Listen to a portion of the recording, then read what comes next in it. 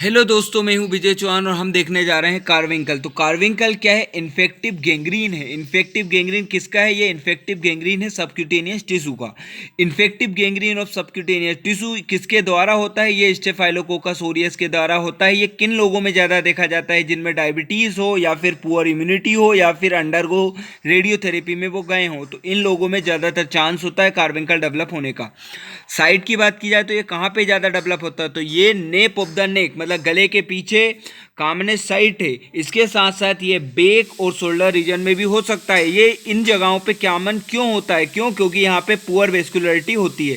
Pathology की बात की जाए तो ये मेजोरिटी में कहाँ देखे जाते हैं? डायबिटीज़ वाले पेशेंट में, या फिर जिनकी पुअर इम्यूनिटी है, या फिर अंडरगो रेडियोथेरेपी में गए, उनमें ज़्यादातर देखा जाता है। तो इसमें क्या होता है? विरुलेंस ऑफ द कोर्स, इनका बहुत इन्फेक्शन टेस्ट विरुलेंस कोर्स होता है इन्फेक्शन का, जिसके कारण ये क्या कर देते हैं? सबक्यूटेनियस टिश्यू की नेक्रोसिस कर देते हैं। कहाँ पे? सबक्यूटेनियस टिश्यू की नेक्रोसिस हो जाएगी, जिसके कारण मल्टीपल अपसेस बनते हैं। अब यहाँ पे मल्टीपल अपसेस दिख रहे हैं आपको।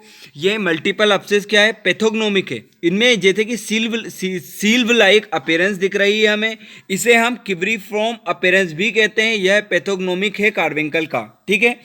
अब क्लिनिकल फीचर की बात की जाए तो ये ज़्यादातर डायबिटिक पेशेंट में देखे जाते हैं। उनको बहुत ज़्यादा दर्द होता है, सीवियर पेन होता है, स्वेलिंग होती है नेप ऑफ द नेक की। इसके साथ साथ उनको फीवर होता है with chills and rigor.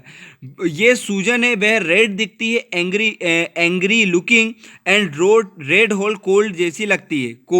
Red hot cold, गर्म जैसे लोहा वैसे लगती है, ठीक है। किवरीफॉर्म अपीयरेंस हमने बात कर चुके हैं। अब हम कॉम्प्लिकेशन की बात की जाए तो ये क्या कर सकता है? डायबिटिक पेशेंट में डीके करा सकता है, मतलब प्रेसिपिटेट कर सकता है ये डीके को। इसके साथ साथ ये extensive necrosis of the skin कर सकता है, यह सेप्टिसीमिया करा सकता है या टॉक्सीमिया करा सकता है।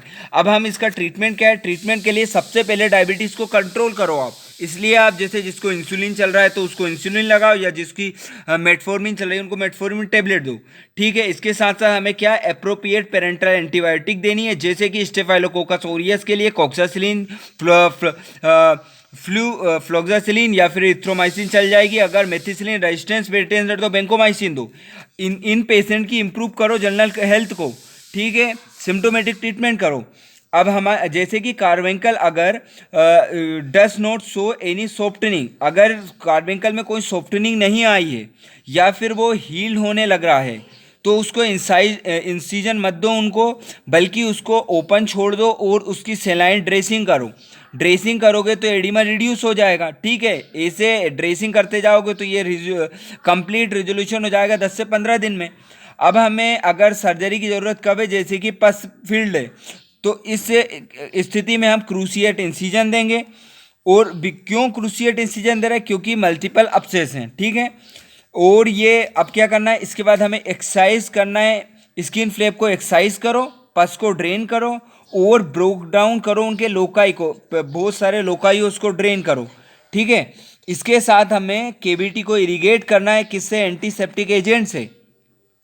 तो ये हमने ट्रीटमेंट पढ़ लिया कार्विंकल का। Thank you.